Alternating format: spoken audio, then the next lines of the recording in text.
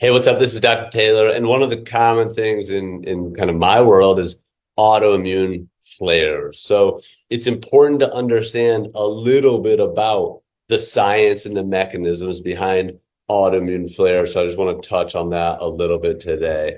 So here's what happens is this vicious cycle of what's called NF-kappa B. Now, anything that's inflammatory can turn on NF-kappa B. So over here, it could be a food antibody or a reaction. It could be sleep deprivation. It could be stress. That's really, really common. I see autoimmunity flare around stressful times. It could be, you went out and you drank too much. I mean, anything like that. Could be an environmental exposure, like you just got exposed to mold or something like that. But anything that's inflammatory, an injury or overtraining, I'll write one more, overtraining. Anything that's inflammatory can turn on NF-kappa B. Now, the concern in an autoimmune sense is that NF-kappa B can turn on something called STAT3, and they just keep going and going and going. NF-kappa B itself is a self-reinforcing, self-amplifying loop. So sometimes that inflammation gets turned on and it doesn't turn back down.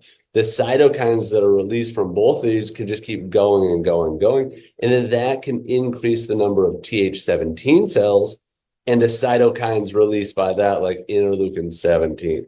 So there's a lot of mechanisms that can drive just a higher overall inflammatory burden, like all of these things. Do you eat a crap diet? How well do you sleep? How stressed are you? What's your environmental toxins?